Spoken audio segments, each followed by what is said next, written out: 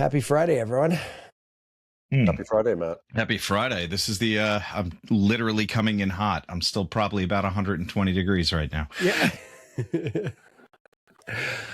Yeah, I love that you did that. And I also, we had a little will they, won't they moment today, Joe. I hope, I'm glad he decided to join, but Joe Dolce, welcome. And It's coming with the flu. Coming with the flu, baby. I mean, it's 2025, brother. This could be COVID. It could be bird flu. I mean, we have all kinds of options. You might have the measles, man. We don't even know. I'm not in South Carolina. No, you are not. So that I've got going for me. Yeah, we have all options these days. I it used to be easy, man. Everything used to be easier, but this one especially. I got a cold. Full stop. Nothing more. Okay. All right. Not sexy. Now all of a sudden you're like, I don't know, man. Thank God this is virtual. You could be over there. I could be over there. Yeah, we're not going to spread anything this way. Exactly. Yeah. So otherwise, forgive the frog in my voice. Okay. You're fine, man. Yeah. We've had not so much this one, obviously, but the Thursday night calls, people, between whiskey, weed, and whatever else they're on, like it can get a little. A frog in your throat's not so bad. So, Joe, where you are in New York, yeah? I'm in New York, yes. We have a weirdly growing list of ex or former guests that are in that area. I don't know how that happened. It's because we'll never speak to them again. No. We actually went up to New York to be on someone else's show, one of our MZ, Matthew Zachary, and we actually met a bunch of our old guests in person because we were able to do that. And that was kind of an interesting little thing. So who did you come up to talk to? Matthew Zachary. I know Matt from Stupid Cancer. That's correct. Yeah. Matt is one of our good friends now. We were fast friends with him, and he was like, "You got to come up." So we actually on his show. I think that airs next month. Yeah, he's a great guy. Story is really amazing. So how do you know? We did some work together, and I met him because I was very impressed with what Stupid Cancer did. Yeah, and cool. He was on I used to have a podcast called Brave New Weed. And he was very love that. Well, I wrote a book called Brave New Weed. Yeah. So I did a podcast called But Brave I love New that Weed. you got to talk about that. And we talked about cannabis and cancer. Yeah. Even though researchers seem to say that there's still no approved medical use, believe me, enough people I know who suffered with cancer or whatever, insomnia or pain, found a lot of medical virtue through cannabis. Well, I don't know if you read the news, but I read the news. We actually have a rescheduling situation happening. I know. So that will allow more research to go. Correct. And the question is, are clinical trials and the way we do research really equipped to deal with the complexities of a plant like cannabis? Absolutely not. No. And I don't think it is. I just don't think it is. 0 no. Yeah. There was no hesitation there either. No, I mean, I'm posing it rhetorically, but I definitely have an opinion. No, our first guest was one of Matt's friends who's also in the cannabis industry. And I saw him post something on Instagram where they were showing, no, this is probably LinkedIn, but he was showing a study where natural, outdoor grown in the ground cannabis versus hydroponic, let's get the THC through the roof, how much more complex and how the levels of the compounds that were in there were insane compared to a hydroponic that's really just groomed for THC. I know. It's such a shame that that's happened. And I keep waiting for somebody to say, hey, here's like a micro level THC, not micro, but, back to like where you could smoke the joint and get through the movie. Yeah, right. Right? Like just like that to me was where it wanted to be. That's where I want it to be anyway. Like a garlic wizard taking a little too heavily could end up could end up on another planet, right? Yeah, I hear you. But listen, I having nothing to do with this show, Joe, but I've owned headshop.com since 2002, so I've been in that sort of cannabis adjacent space. Yes. And we're in the consumption space, and so understanding how compounds can be pulled out of the plant in efficacious ways or in medically beneficial ways, something that we got very interested in years ago, and it is incredible to me how after that long, people can still sort of not be 100% clear that there is medical benefits. It doesn't make any sense to me. You know, and I mean, one of the other things I was thinking about today is I keep reading all these editorials that are coming into my feed. Sure, I'm By sure a lot of a experts, fucking rainbow of a lot of articles right experts, now. Like, right? A lot of experts, many of them who are doctors, who I sort of doubt have ever even smoked a joint, let alone had a gummy or have much experience with the plant. Nerds. And fucking nerds. Those squares. You know, that's okay. I accept my own nerdiness here. Yeah, we're just messing with them. They keep calling for more education, more education. And I keep wondering, you know, you're not facing the fact that 60, 70 years of prohibition is really effective. And that people really don't know stuff about cannabis. They really don't know about it. That most people, I'll bet you, do not know what a terpene is or know how a terpene works in the plant. And it's actually a fascinating plant. And, you know, I want to be the first to say, okay, let me make some really cool educational materials for you guys, because this plant is so interesting in and of itself. And Joe, it's I don't really think it fucking matters, it. dude. I appreciate your energy, but let me throw this at you. I don't think it fucking matters. You could throw an Encyclopedia Britannica amount of information out at people, and they're not going to fucking care. I don't see. Look, people who are against it don't want to hear anything that promotes it, and people that promote it almost invariably don't want to hear anything that refutes that, right? So, like, that study came out about, perfect case in point on the other way, because we're always down to, you know, bark at the Christian fundamentalists and anti-science people who like bitch and moan about cannabis. But what we don't hear a lot about is two studies that are going crazy right now. One is like, if you are a daily cannabis user, there's a lot of cardiac situation that they're starting to find out that like increases your chances of not just having a heart attack, but dying of one if you have one, like a bad one. Now, there's a myriad of confounding variables in there. So like we can pull that apart some other day, but like the teenage boy psychosis with these heavy THC thing, that's a real fucking thing too. It's a real thing. And people don't want to sort of vibe into that being possible because it's the same problem on the other side of the coin, right? Like, so I just have, I'm a little jaded on education moving the needle on either side of the conversation.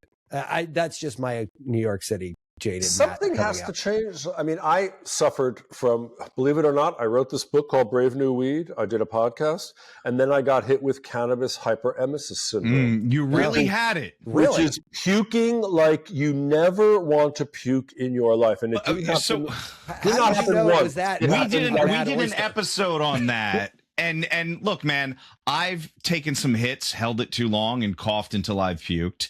But this is not that. How did you diagnose that? Not just like a bad oyster. Days you know what after? I mean? Like, no, it was. You want to know the real story? Is I was reporting the book. Okay. It was 2013, early days.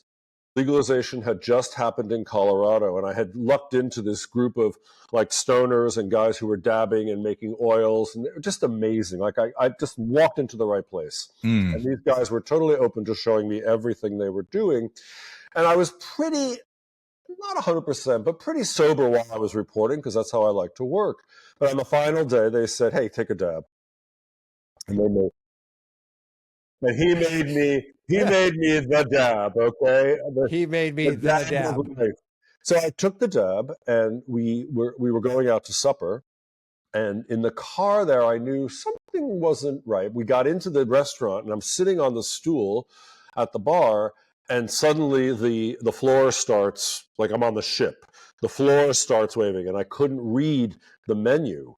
And I said, "Adam, I think I have to excuse myself." And I went outside, and I puked on that street for maybe 30 minutes. And it was unlike anything that I ever experienced.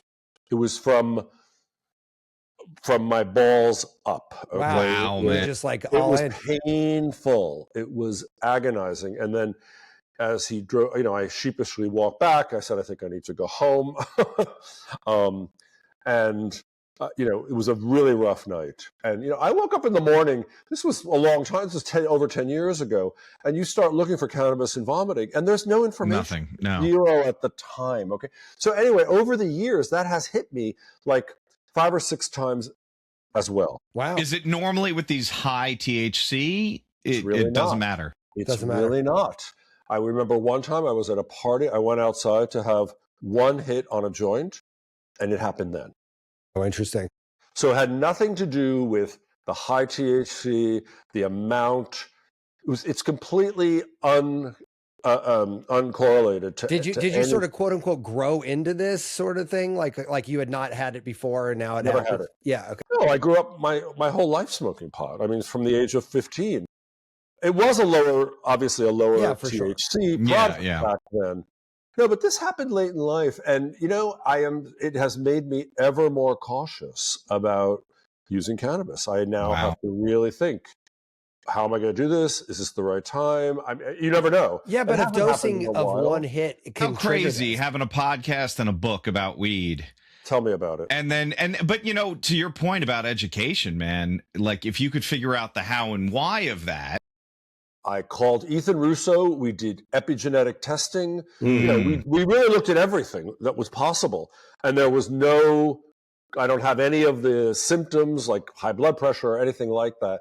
And there was no epigenetic background. Are those co-founding or confounding? I can't remember. There's a number of them that Ethan has articulated. I don't have any of them. Wow. So wow. Yeah, that is actually wild. I mean, and it probably one of those things that, it's like the old guys at the ski mountain that are going down without a helmet. They're like, I've been skiing here for 50 years without a helmet. It's like, and then like the next run they hit a tree. They Sonny Bono it. Yeah, they Sonny Bono. Is it too soon? Yeah, is it too soon? Yeah. No, but like, it's like people just have this built in, I've done it, so it's not a problem situation, right? Like I've done it. I know it. Right. Don't talk to me. Yeah. And I think that's what it is. And that's what I was concerned about with psychedelics too, which is sort of why I wrote Modern Psychedelics. Maybe it is the wrong way to go. Maybe, Matt, I should have called you before I embarked on it. But, people think they know everything after they take a mushroom and they think they know everything. And it's wait a second. Mushroom is not the same as DMT. Actually, a mushroom is not the same as LSD in lots of different ways. Tom and I have made fun of the archetypal Instagram influencer who takes a weekend trip to Peru. I'm an acupuncturist and know every yoga instructor in fucking Baltimore. Do you want to know how many fucking new shaman I know that all of them, all of the shaman, all of them, every one of the shaman, and okay, Susan, how long you been working with this? Sorry. Yeah.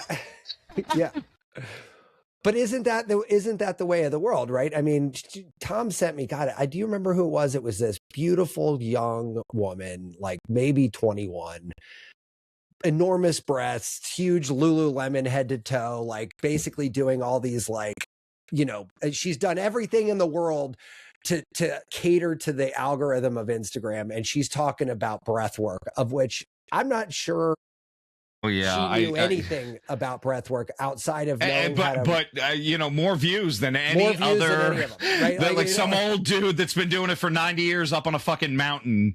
No one knows who he is. Yeah.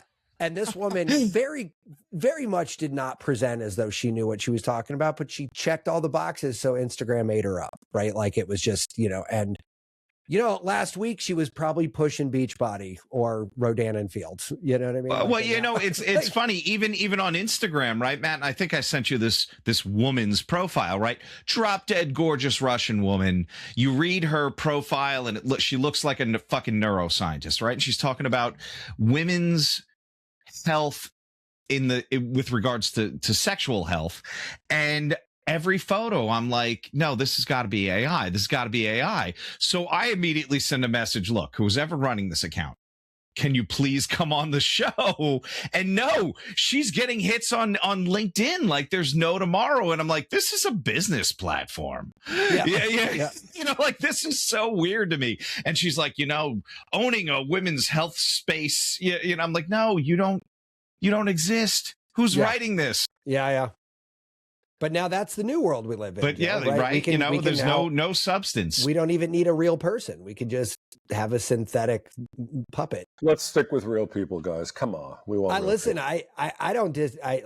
we can go into this little thing, but there's this whole idea of loop collapse, right, with AI. And I think it's going to be interesting to see what happens when the sciencey parts of the internet, like psychedelics, cannabis, etc., when those echo chamber people start writing shit through only AI, and I'm curious what happens when that starts to collapse on itself, because that'll be well. I think nothing new will happen because AI isn't imaginative, right? No. AI only recycles what we already know. But I did read, interestingly, that somebody is using AI to train facilitators because they've recorded a lot of sessions. Right. Mm-hmm. A reasonable use of AI, I should think. To get some data points and to get some consistency, yeah. How are people, what are they going through? What are the commonalities of problems and issues that come up? Well, I talked to a woman yesterday I'm trying to get on the show, who's a psychedelic facilitator down in North Carolina. She's hot as hell too, Joe. Yeah.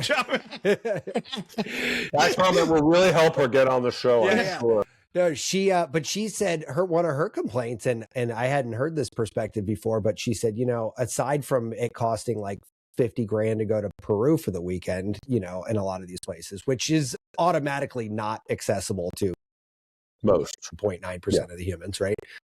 But she said to get certified or educated to be a facilitator, people were charging $20,000. Yeah. And I was like, I've never really gone down that rabbit hole too deep, but I mean, here you are, you could be out of college. You just spent $200,000 on college or $100,000 on college or whatever you spent. Now you get out and some knucklehead wants to charge you $20,000 to become a shaman, with your little certificate. And I'm like, the predator nature of this just abounds. You know what I mean?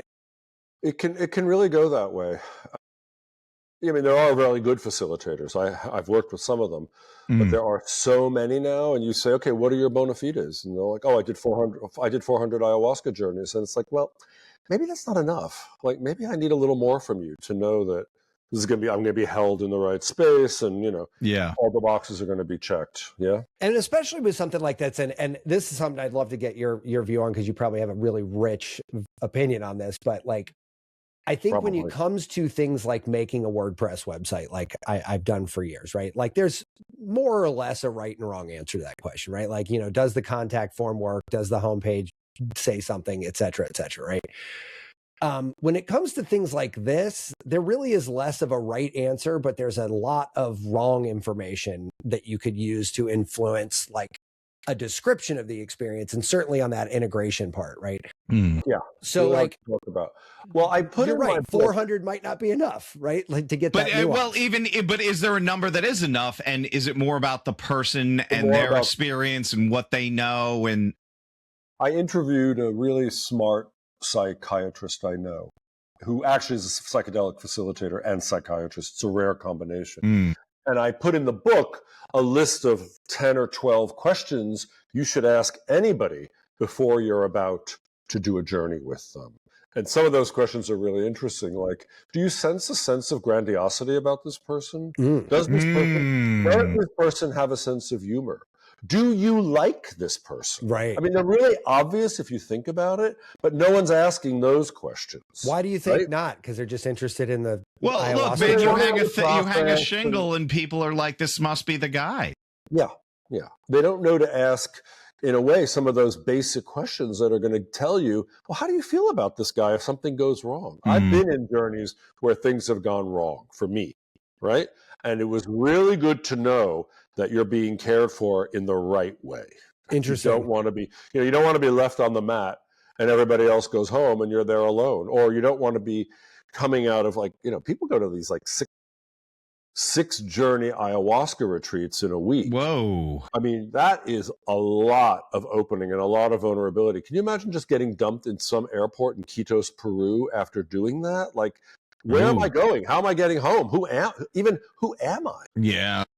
Well, and that's why, honestly, that's one of the real big pushbacks I have against the ayahuasca part, for me personally, is that like, I don't want to. That's probably my worst fear on psychedelics, is to land in an airport fucking trying to get home and I'm like a mess. You know what I mean? Like that I had a visceral reaction to you even suggesting that as a possibility. I'm like, oh. And that would put me off, honestly, psychedelic travel as a whole, because it's like, no, you're absolutely right. I Who show cares up about psychedelic travel? How about just being Tom? Like at that point, well, you're like, fuck. yeah. Well, well, no, but you know what I'm saying? Like, I'm in a foreign place and I'm, let's say, reading reviews online. I'm booking the ticket because they've got good reviews, and then I'm there, and you're left with this option of, do I bug out and just have wasted all this money, or do the damn thing and hopefully it turns out okay? It's so you know what I put in the book, yeah, is make sure you've booked a hotel for 3 days after the retreat ends, so you that's can go brilliant, right? Yeah, and I mean, it's brilliant. It's so obvious, but unless you've actually done this or thought about this or had a bad experience, it isn't so. It's not so obvious. no, well, it's right? not, because for me, it's like, go do the thing, and I think maybe for a lot of people who are, like, say, dipping a toe in psychedelics, right? They see something shiny online, they go, oh, I'm in and out in a weekend. Perfect. I'll be right back at work.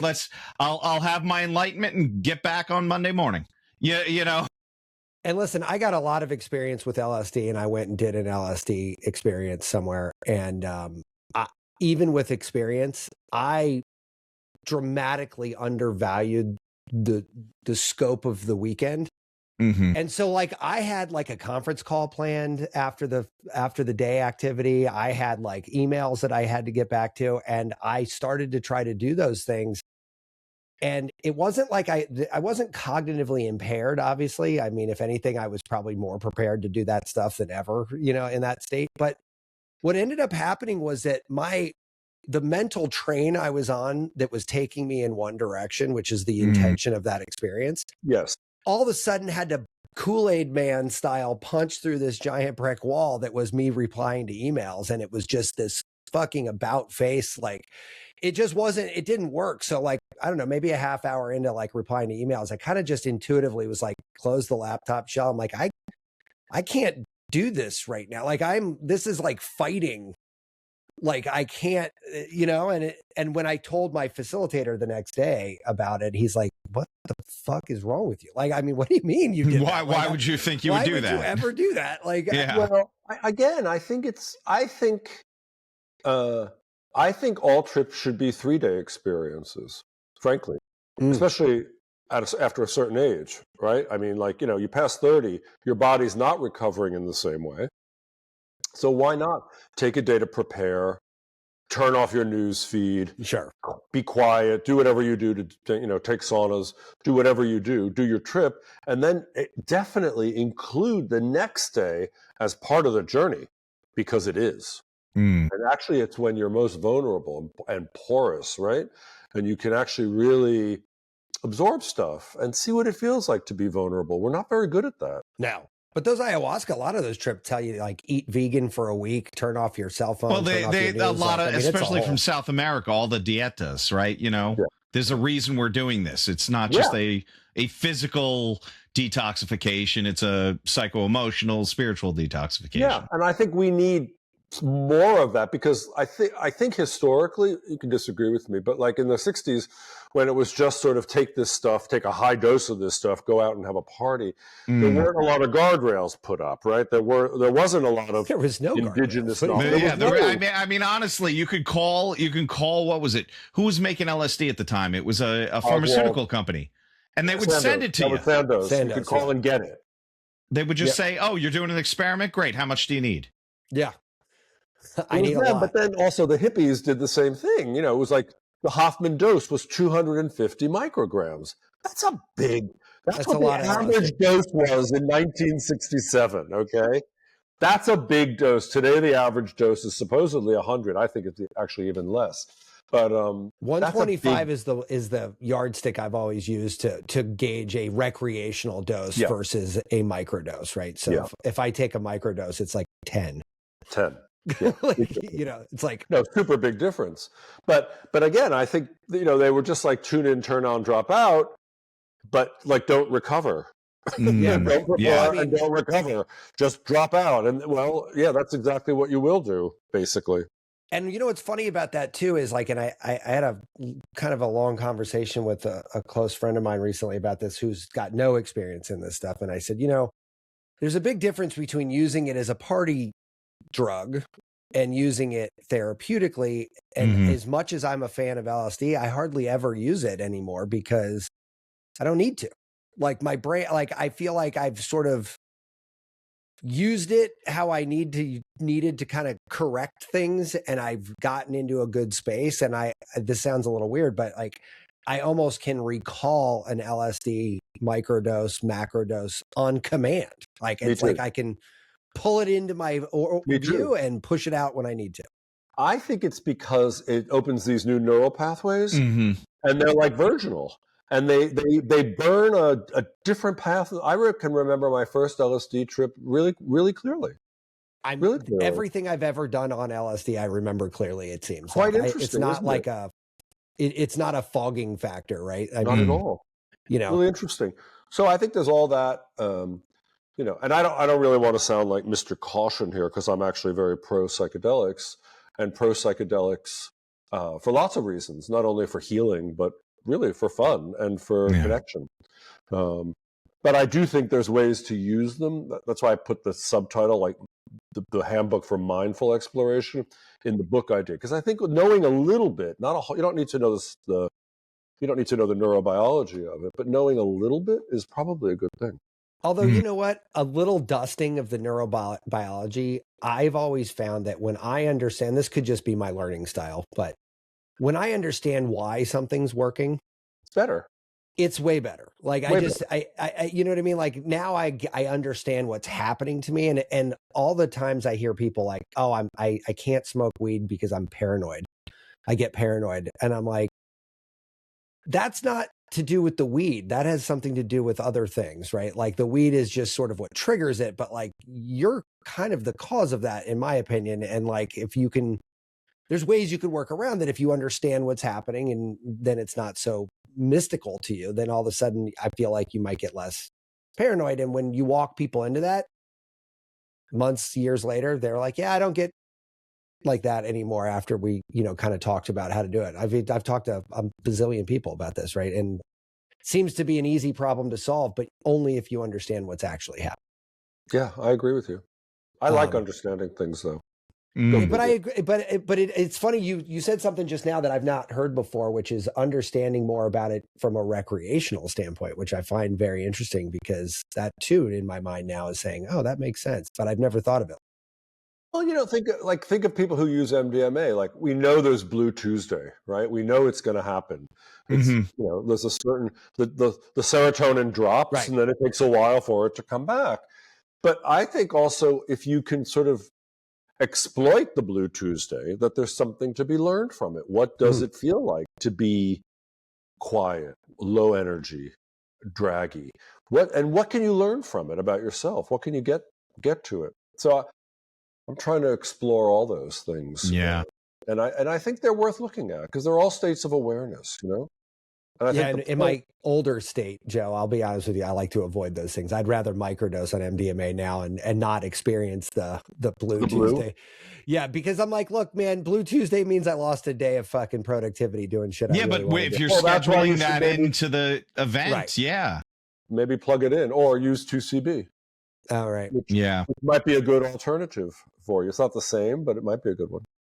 Yeah, and I feel like I've done a lot of experimentation where I kind of know my cocktail for different reasons now too, which I think is different, right? Like, so there's certain things in my life that just require psilocybin. I don't, I can't really articulate it so much, but there's certain, especially creative aspects. I can't imagine that I would ever use LSD for creativity so much. Wow, man, because you were so on the microdose of the LSD train that when we got the psilocybin ones, you're like, oh, I'm really enjoying this LSD, and rightfully so. And I'm like, no, you don't understand this. These microdoses are the best psilocybin ones I've ever found. No, they're being the best psilocybin one though, and being the best for a tool, like for a specific task. But that's why they're different compounds, right? I use these compounds. Do you guys find that microdosing with psilocybin produces a different effect than with LSD? I have no microdosing LSD experience, to be honest. 100,000% different in my mind. Can you explain it to me? Because I love microdosing with LSD. So microdosing with LSD, I call the squeegee for my brain, right? Like I microdose and all of a sudden, like things are just a little sharper. Things are in focus quicker and more to the point. It's an autofocus button on a camera. When you press it down halfway, all of a sudden it's like, and it's all in place. Like I can autofocus on things much faster, right? So like things come in and out as they need to. My brain sort of pre-stacks things in the right order to digest it, and it does that in the background. And you don't find that with psilocybin? So I don't with psilocybin. With psilocybin, wow. I find that it's much more of an intuition-based thing, less of a logic-based thing. So for example, like I would never microdose on psilocybin if I was public speaking for something, or if I had to do a Q&A or a podcast or something like that. I would absolutely do that with LSD, 100%. I see your intuition type thing, because one of the first days I did it, we dropped my daughter off at school. My wife was driving. I'm sitting in the car. I'm not even looking at the road. I'm going, this guy's going to get over on the left. Like, she's like, what the fuck are you doing, Rain Man? Yeah. She's like, just stop and let me drive. And I'm like, watch this one. They're going to make a left. They don't know they got to make a left. And I was right every time. But in the 10 minutes it took to get home, she was pissed at me for like, just let me drive. You're not even looking at the road. Yeah, you know, but it was, I felt very functional though. I don't do it when I got to go to work. But yeah, conversely, I would never use LSD to go do like a painting or a photography assignment or something like that, because my brain would be too much into the procedural aspect of like, say, taking a photograph, right? You know, now here's a funny thing. I would take psilocybin to go line up a shot. I do astrophotography, right? The shooting part is actually easier than the processing part. So I'd never done this, but I might take psilocybin to plan the shot, and then LSD to process the 1,000 pictures that came out. That's a lot of stuff in the body to take that picture, huh? It's a lot. Well, there's a lot. I mean, look, to take. I just would love if it was just a photo of his thumb too. Yeah, you know, how funny would that be? Astrophotography could be 1,000 images, right? Like, so it's a lot of shit going on there, you know. But my point is, in like MDMA, for example, microdosing on MDMA would be something that I would only do if I was going on a weekend retreat where I was socializing and wanted to like augment my EQ, for example, right? Like, I don't find that LSD necessarily raises my emotional intelligence, but it definitely feels like it raises my actual intelligence, right? Like, I feel very much smarter on microdosing LSD. But, you know what I think it does? I think it for me and for people I know, it quiets down the voices in your head that are maybe doubtful or the dissent, or making you feel like, oh, maybe I should do that. I should do it this way or do it that way. I think it shuts all that down and it keeps you, boom, straightforward. Somebody once told me this about weed, and actually what you just said, I agree with 100%. And I disagreed a little bit with the weed part, but they said one of the things that jazz musicians, one of the hypotheses about why jazz was so intertwined with weed was when you smoke enough cannabis, it quiets down all the stuff that is not and lets you focus on only what is. And so they can just see the notes. They know the notes. They see it. They don't have to question it or whatever. I feel very opposite about that with weed. Sometimes weed is like, for me, feels more like, okay, I could have some ideas and let me write them down and revisit these tomorrow and see if they were like genius or if they were just me being high, right? Like, and I feel like for me, that's not always a sure bet. You know, musicians have always said this about weed, is that it allows you to just follow the note. You know, just follow the note. Yeah. Well, I mean, is that a flow state pathway? Then probably. You think, yeah. But people who are really good at what they're doing, also, like if you're a really good, if you're an accomplished musician, you're not in that meta space of having to think about anything. Yeah, you're not studying the sheet music, wondering where your fingers are landing. You're just in it, right? And that is that's the beauty of accomplishment, right? That's a whole different conversation. But when you're not, it's called unconscious competence, right? Unconscious competence. So you're never having to think about it. You're just on it. And for me, LSD pulls that out of me. It teases that out 100%. Yeah, so I like the articulation you put behind that. And again, I don't feel that on any other compound I've tried, right? I mean, you know, and not psychedelic, but like nicotine, for example, right? If, you know, that's got great cognitive impact, right? Like, you know, but at the same time, I don't know if it came down, like nicotine's great once in a while, I guess, if I wanted to kind of dust something off, but candidly, you know, you don't use a hammer to screw in a screw. So like, I would just be like, no, I can get my hands on LSD micros. I think nicotine amplifies everything, sort of like caffeine. It just amplifies everything. So there's no, it's super hard to focus or get the right channel. Right. I see what you're saying. It's not an equalizer. It's just a volume knob. I think that's well said. And it's, for me too, all those things end up having crash potentials. Like I don't crash microdosing on psilocybin or LSD or MDMA. Like there's no I just look over and be like, oh, I guess it's out of me now. Like I think there's no like. Well, it's such a low dose. Yeah, it's just such a low dose, right? You don't know when Advil stops working either, really. You're just sort of like. Well, you know, it depends on how bad you're hurting. I would argue once you start creaking again, you'll know it's out of your system, but it's not, you're absolutely right. It's not like, oh shit, the headache's back. Yeah. You know? Now, I think where I have gotten a little bit leery lately, and Joe, tell me if you've seen this as well, but like microdosing, the benefit of microdosing is that it's a very small dose. The sort of risk of microdosing is that it's a gas pedal now, right? So 1 drop is 10 mics, but 2 drops is 20 mics. And I have to go up to 10, 12 to get to a recreational dose. So there's like a lot of people I know who started out, you know, curious about microdosing, have now realized that like that gas pedal can be quite recreational in nature. It's funny. I do a microdosing workshop. Okay. For people I know. They have a really hard time honing in on that sub threshold level. Okay. They always want to increase it. And it's really interesting, right? It's like, okay, start at 10, go up to 11, go up to 12, do it gradually. They all want to go from 10 to 15.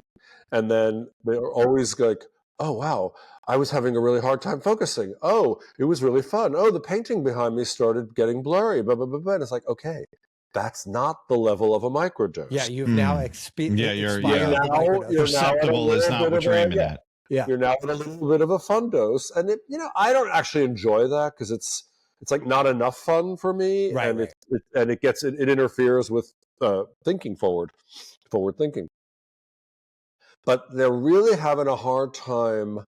I've never done a group before, so I'm doing a group for the first time, and there's 14 of them. And I would say 10 of them are really having a hard time finding their optimal dose, even after 6 weeks. Oh, wow. Wow. But now, why do you think that is? Do you think it's just because everybody wants to feel something, that take 2 and call me in the morning syndrome? And I think, yeah, it's not satisfying. I keep saying it's like aspirin. I use the aspirin analogy. You're not going to feel it, but something might happen. Right, right. Mm-hmm. I think that's the best analogy for it. So you have to sort of find out where it's too high and then go down a notch and just stay there and observe. And I think, you know, maybe it's the attention economy. They just don't have enough, you know, they're not willing to just watch it over a couple of weeks. I think that is definitely tough. And I think that where it also, I see people doing this, and I don't know if you see this in your group, but like when 10 isn't enough, then they go outside and smoke a joint and try to kickstart it. You know what I mean? It's like, and I'm seeing that with a lot of friends too. They're like, oh, okay, we took 3 drops, and so that's 30 mics, and let's all smoke a bowl too. And I'm like, all right, listen, guys, like now you're just candy flipping. Yeah. Now you're just, I mean, you know, right. Now we're lost in the woods. Guys. I was going to make a, you know, RIP Rob Reiner. I was going to make our amps go to an 11 statement there. Yeah. But, oh man. Yeah, I mean, I don't know. I think I agree with you. It's interesting to watch people. And I think this is one of the things that the show has forever fucked up for me is it's hard for me to look at things like purely recreational when I have this much information rattling around in my head about these things. It's like, for me to make a conscious recreational decision right now is much harder than it's ever been. I don't understand. Say more about that.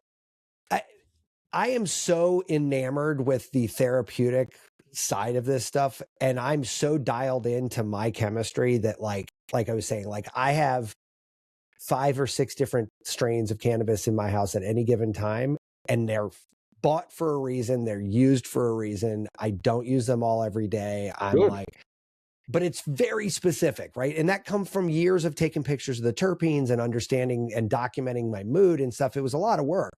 So now when people are like, hey, you want to go outside and smoke a joint? I'm kind of like, I mean, what do you got? What do you got? Like it's not that I'm against the fun part of it, but it now is like, if I'm going to do that and not do it targeted, like I feel like I'm wasting an opportunity. And I feel like I'm sort of with you though. And I'm wondering, is that middle-aged-dom? Maybe. You know, I feel like wondering there's got to be a purpose to everything I do now, or why the fuck am I bothering?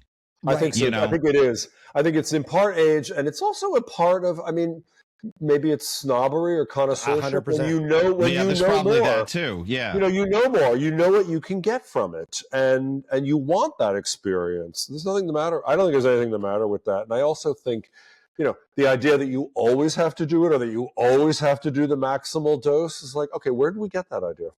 That's consumerism, American consumerism. Well, it also comes from the prohibition aspect, Joe. I mean, definitely. When we made LSD illegal, then basically doing LSD is illegal, right? Like, so you're basically saying like, oh, it's illegal, so it's got to be fun, and we're going to pin it out, and we're going to go to the fucking turn our amp to 11, and we're going to go out and fucking run around on 200 mics of LSD, and honestly, not to sound like a prude, but that sounds like a fucking nightmare to me. Like, I don't want to run around on. Are you saying the government accidentally reverse psychologied psychedelics on us? But it's with everything, right? Like, you don't have to be an asshole with weed, but most people are, right? Like, you don't need. Joe, I was in the dispensary not too long ago, and I've told the story on the show before, so apologies for anyone who's heard it. But this kid next to me, it's his 21st birthday, he's with his mom. And they walk into the dispensary, and the guy goes, looks at his license. He goes, oh, happy birthday. How can I educate you today? Like, and the guy goes, give me the highest THC you have in the store. Hey, can I ask something that's really inappropriate and probably just me being a snob? Sure. Did mom have a boob tattoo by any means? She did. Yeah, there was. And hold on, a boob tattoo and the cell phone tucked into the bra. Like, yeah, it was a whole situation. I was going to pick a part of Baltimore County that I thought you might be in too, but let's not. I live far too close to that part. Yeah. But yeah, there was no like, hey, I want to learn more about this. It was like, I want to sit down and get as faded as possible. Right. Yeah. Now. Yeah. Like, full stop. Like, I have no interest in learning. Yeah. I think that's, I think it is in part prohibition, and in part, I don't know what it is. How do we explain incuriosity? How do you explain that? I don't know. Well, no, but I mean, but you do that once or twice, and then you're like, this is that. Well, clearly that's how that feels.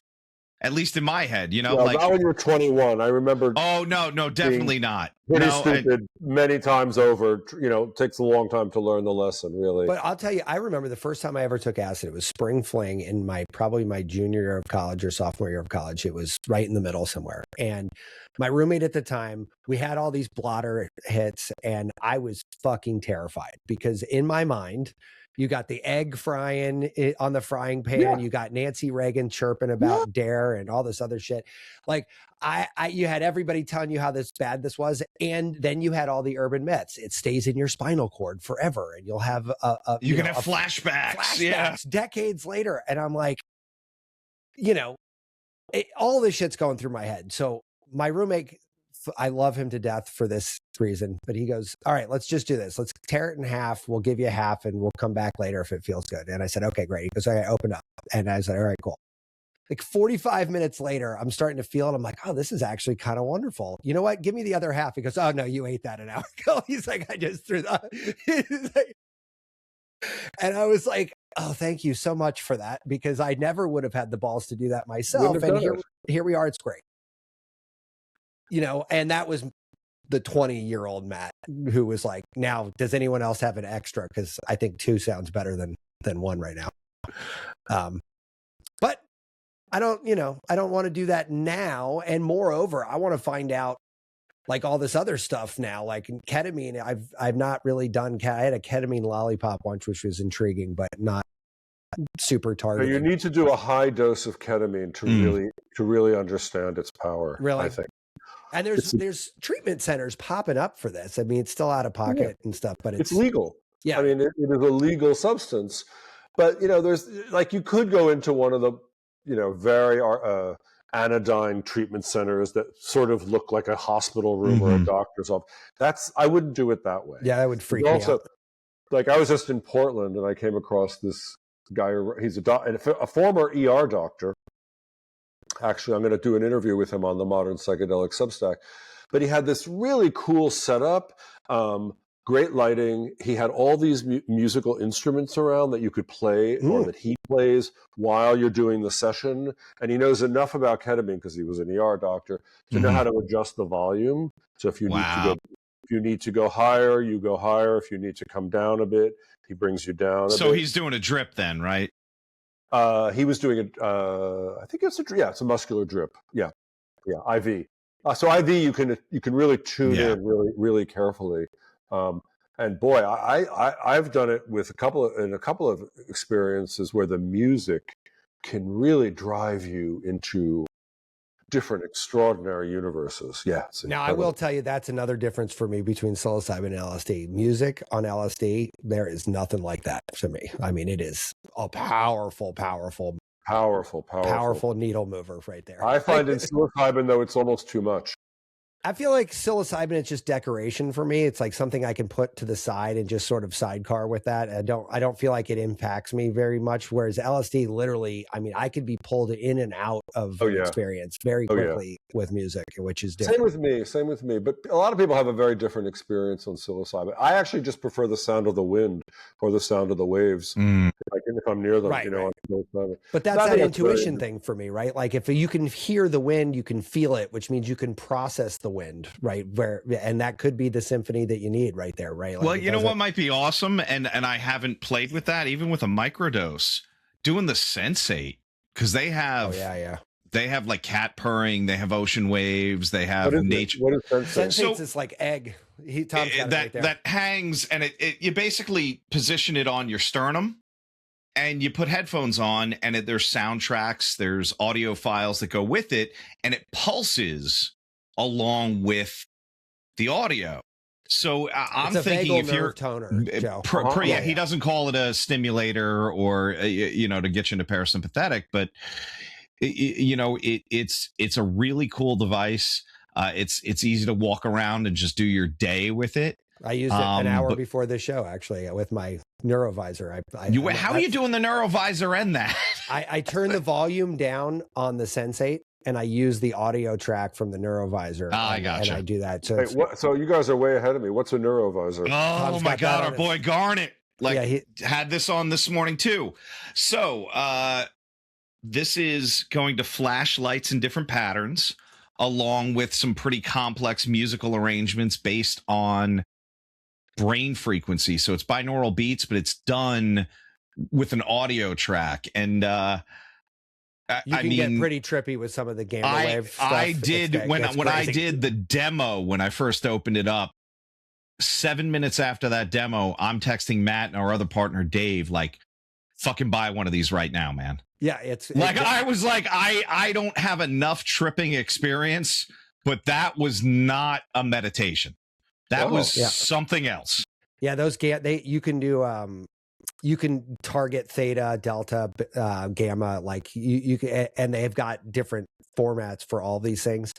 But you could also do a Tibetan monk versus a Gregorian chant versus like Sufism. They've got everything. Meditation. And it's interesting because what they've done is they've taken the sort of intention, the spiritual intention of those things, and translate them into frequencies and modulate your brain pattern through. Are we not selling these on our website, man? We are soon. You are selling. I was just going to say, are you somebody else is making money off of them? No, but we know we love those people. Yeah, we're almost there.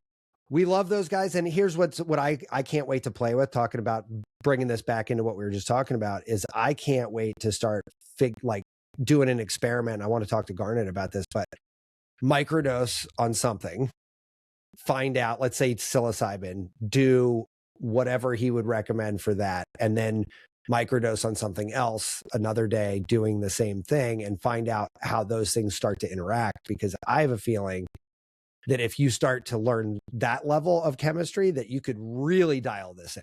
Like, well, you know, and then it's easy enough with the Muse too, right? Because you'll get the EEG from it. And then, yeah, and then you can do that too.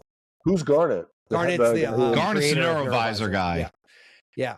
But he's like, what? He's funny. He's like a super nerd, and I love it because he's also like, yeah. So I got sick in Bhutan on a meditation retreat from eating like peanut butter I found in a shack. Yeah. And I was like, what kind of life have you lived? This is what the fuck were you doing in Bhutan? Oh yeah, meditation retreat. Yeah. I wonder if he'd be interested in actually looking at microdosing. I think that's 100% up his alley. Yeah, stick around after the show. We'll connect you guys. We'll make the introduction. But see, this is what I was saying earlier about, like, there's too much information in my head now about these things, because now when I look at these things, I'm like, look, I don't want to just meditate, because when I meditate with a neurovisor, the meditation, the thing I'm doing, the reason I'm doing it becomes infinitely more powerful. Mm-hmm. And it's like, I can do this or I could do this, right? And they're two different experiences. And like, now I'm like, if I was traveling and I meditated just, old school style, crisscross applesauce, hands out, like absorb the energy of the universe. And I was like, I mean, that was okay. It was okay. Which I don't want to say it's ruined meditation. No, it kind of feels like cheating. It feels a little bit like cheating. Like, look, I can do a 20-minute meditation that's going to rock my world, or I can sit there and just try and focus for 20 minutes. Yeah, and given the option, and it's also very weird, and this was a Garnet thing, right? So the whole push for most of the commercial meditation products is alpha, peak alpha. How focused can I get, right? And Garnet was describing that as kind of opening the door, right? You got to get to that level that you can calm and quiet your mind and focus on one thing. But then, very much like psychedelics, that's supposed to open this divergent pathway into all of these other realms. So it's funny because I'll look like a fucking fool. I'll have my Muse headband on, my giant headphones, the neurovisor. I've got 5 apps open on my phone. And my Muse feedback, where it gives us a score, right, sucks when I use the neurovisor. Right, because you're upregulating because I'm not even doing alpha stuff anymore. But when I go and do an alpha meditation or a plain meditation with just the Muse on after, I'm hitting 90-something% calm and focused. And I think it's because I got the juice from the previous meditation, Well, and I can recall LSD, I could recall a meditative state. So if I don't have the neurovisor pushing me down a gamma pathway, I can tease up alpha almost at will now, because I know how to do that. But I think you guys are like, you're trying to optimize the unoptimizable. I know. No, you're 100% right. 100% right, Joe. I think you can use psychedelics to optimize certain states of cognitive awareness, but it's sort of off the point, isn't it? It's like using MDMA to have sex. It's like, it's sort of not the point. It's like, most men, we don't get hard on MDMA. Why force it? And I think I know a shaman that offered half a Cialis MDMA. By the way, I did research on this, and it's safe. Okay, it is for safe. Most people, completely safe. What, half a Cialis? But just as our medical disclaimer, we are not dispensing medical advice here. I did the work. I did the research, but again, it's maybe not the point. Like maybe fucking is not the point. Maybe something else is the point. And I sort of think that's true with psychedelics. Like, yeah, we can have cognitive awareness at low doses. It's all great. But at a higher dose, let's see where it takes us.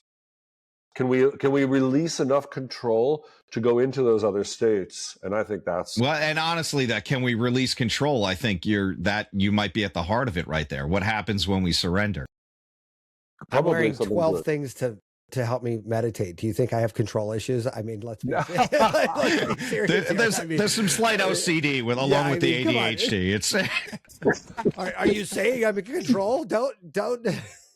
No, yeah. I mean, Matt's trying not to die. Listen, you're not wrong. And I think that is the funny part about this is now it's like, I have to kind of watch myself is where I was going with all that. It's like, you know, you have to be watch out. You know, I think anyway. I don't think you're wrong. So what do you, where do you take it from here, Joe? What's like next on your horizon? It seems like you're getting into group here, but like, what do you see as being exciting as next chapter for you? I'm looking at, lots of things. Or current psychedelics. I'm interested in, I mean, I'm noodling an idea, and I don't know if it's going to work or not. But I'd like to sort of do a book on psychedelic states of America, where we go around and we look at what lots of people are doing in this world. I'm not sure. It's going to be a lot of meth, man. Yeah, it's just going to be a lot of meth. I'm not sure it's a book or a series, but like I came across a guy who's doing a 2CB church, and it's really interesting because it's also a church without dogma, and he is going to try to get a federal exemption for this church. Now, have you ever used 2CB? I have not. Okay, it's an interesting compound, really interesting. It was Alexander Shulgin's favorite compound. It's very connecting, but not as pushy as MDMA. Let's say it's not that, okay? But he has a church with no dogma. Which is about, it's all about like connecting with people in the space, in the room, in the moment. He's an atheist, self-declared. And he wants to bring this to the federal government to get a religious exemption for it. For me, that sounds like the ideal church that I'd like to belong to. Like that's the church that I want to be a parishioner at, right? I don't want dogma. I don't need more religiosity. Well, you know, Divine Assembly did it with psilocybin. So there is precedence. Where's design? Utah. We had Utah. We can make that intro too. We had Sarah on the show. They don't have a federal exemption though, do they? I believe they. I think they do. I think they do. One of the founders was a big time federal Republican senator. Oh, yeah, Republican. Yeah, Republican. Well, Republican, you know, you do enough mushrooms, and all of a sudden, you don't want to regulate women's vaginas anymore. Yeah. Yeah. Like, it takes a whole lot of do what they're going to do. That's very interesting. I'm very interested in this because I think the idea of churches is sort of a cool idea because it's community based, right? Like we decide what we're going to do here. You can be a parishioner or not. You can come or not. You know, they had what did they have, Tom? Almost 10,000 parishioners. Well, yeah, look, I fucking gave them the $75 to be ordained, and they had burial plots that they sold out in 10 minutes? Yeah, like you could. You're an ordained minister? And through them, but here's the fun thing. I only have any kind of control over myself. I can't take a congregation. It's just my own sovereignty. Yeah, and I love that. That's really nice. It is. That's cool. We should all have that legally over our own bodies, right? Like, okay, I want to do this to my body. As long as it doesn't harm anyone or create a public health hazard. Isn't it kind of funny that the traditional uses of psychedelics, like we have to rediscover those? Oh, yeah. Like it's like, oh, it's in community. Oh, it's for a purpose. Yeah. It might be for a higher purpose. We can get stuff even out of a bad trip. And it's like, fucking tell me that there wasn't, ancestral people sitting around a fire thousands of years ago doing just this. Of course there were. Of course there were. They played music. Oh, music, so really? Breath work, yeah. They bought a shit ton of property north of Salt Lake, and they opened up a spot of it to put your body on it. And so and decompose it with shrooms. They put psilocybin spores on top of you, and something like 11 days, you're gone. You're gone. Isn't that what fungus is, though? Yeah, right. But you're gone. Like you're incorporated, and in your place is a fucking fistfuls of psilocybin mushrooms. And of course, I've told this story to a million people since she was on our show, probably close to 2 years ago. At this point, we got to reach out because they do that Beehive Festival thing. Yeah, there's a festival called Psychedelics in the Beehive that happens every year. I want to say around October. So okay, I would love to know more about. Yeah. So she said they sold out the burial plots in like a day. Like it was like all the ones that they had open went immediately. And I've told this story to a million people, and wouldn't you know, the first thing everyone asks is, does your family members get to eat all the mushrooms? I'm like, no, don't know, but that would be fucking wild, wouldn't it? Eating like mushrooms grown on like your dead spouse's body. Do these folks have a dogma though? Are they Christian? Are they? No, God, no. They're the opposite of all of those things. Honestly, like we fell in love with her within 30 seconds of her talking. Yeah, she was amazing. I mean, everything was just about personal freedom, and you have the right to decide. You have the right to. And it's funny because she throws her husband determine under your the bus. dosage. At every opportunity, she goes, "Oh yeah, he was a square, like big Republican senator or congressman or something. It was some giant, you know, very conservative space. Staunch, and now yeah. He's the co-founder of the biggest psychedelic church in Utah. Like it's like kind of funny. And Rick Perry. Rick Perry was the guy who got Ibogaine, you know, through the system in Texas. Now, hold on. We're going to have to, I got to throw a little shade on Texas here about this. Fuck Texas. Sorry.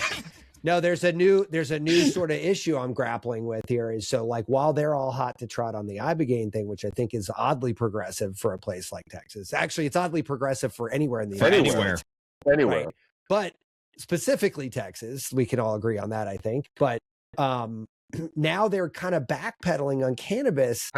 Yeah. And I was like, guys, and I don't know if you're aware of this, but we actually have a personal connection to that storyline of how it got legalized. Texas is actually a de facto business owner of anybody selling Ibogaine. So sorry, say that again. The state of Texas benefits financially from anybody, not on a tax level, but as a profit share of Ibogaine. Really? Right. Uh-huh. Wait, are you saying wait, hold on. Did you just say we could sell Ibogaine? No, we cannot unless we're in Texas. Yeah. But we're incorporated in Texas. Oh yeah, we are incorporated in Texas. Yeah, but here's the problem, right? If it doesn't take a rocket scientist or even somebody who's awake to see where the money trail goes here, it's like, okay, wait a minute. If how it was explained to me is true, and Texas is a de facto investor and fiduciary, you know, beneficiary of that, and they're not in cannabis because that's just tax dollars, then it doesn't take a fucking rocket scientist to figure out why they're going to back Ibogaine to the fucking moon and not cannabis. And that, to me, is extremely frustrating because it says that you still have not learned the lesson. You made the cool thing and you're doing great work, but you haven't learned the lesson. The lesson is these compounds can very much be helpful. And why are we fucking demonizing them still? Don't forget also, there's one more thing with Ibogaine is that it does require a doctor because of the heart issue, right? The Q ratio. Yeah. So that always enables a level of control, medical control, right? With cannabis, there's no doctor required. So I think it does. There is a bit of control and political control also baked into Ibogaine.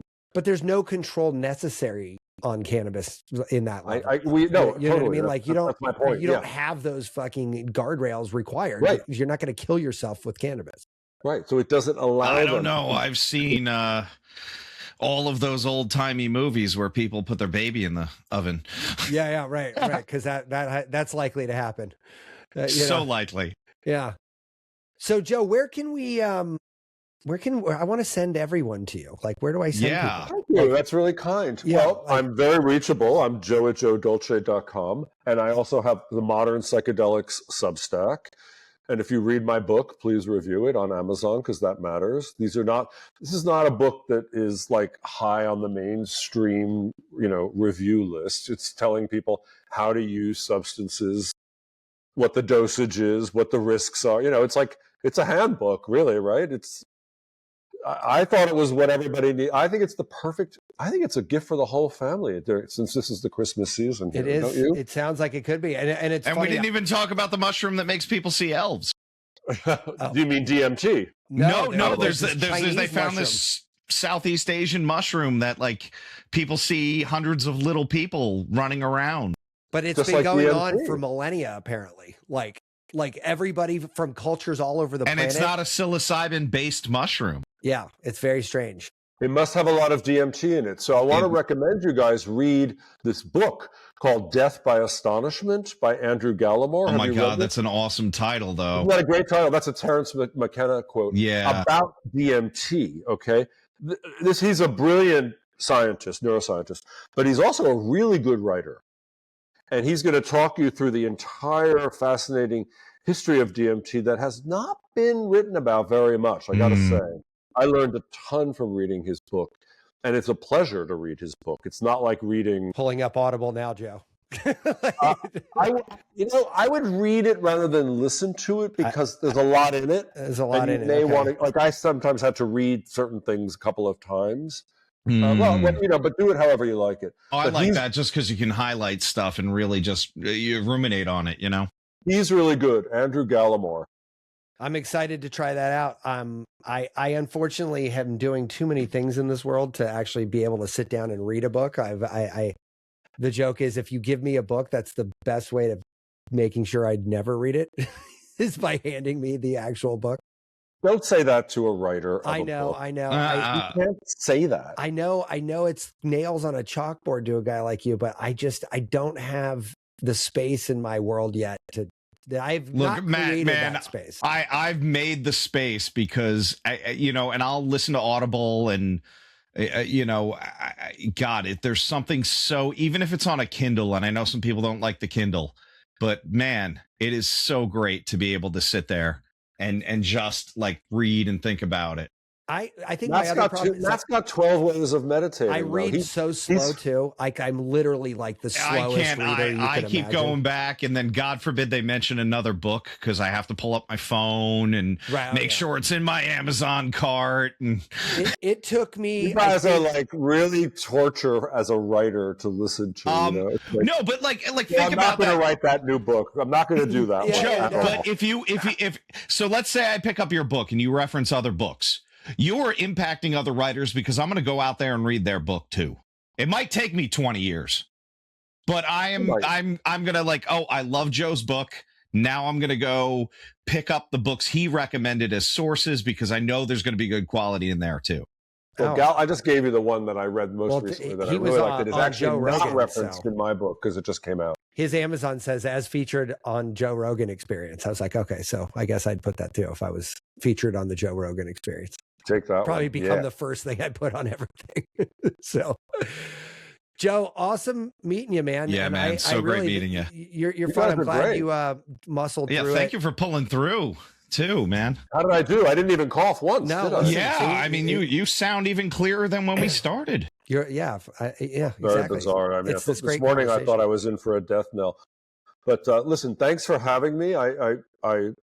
Thank you for having me. Man, whenever you're working on something new, come on and talk to us about it. This is a great combo. About this shit all day long, every day. Great. I'd love to. Thank you. All right, fellas, have a great weekend. Joe, stick around, and thanks, guys. Talk to you soon. Be subversive, irreverent. Health is wealth, but you knew that. Everybody knows that. But so is following us on social media at Irreverent Health. And check out our website for more exclusive content at irreverenthealth.com. Oh, I like this. Thanks for tuning into this episode of Irreverent Health.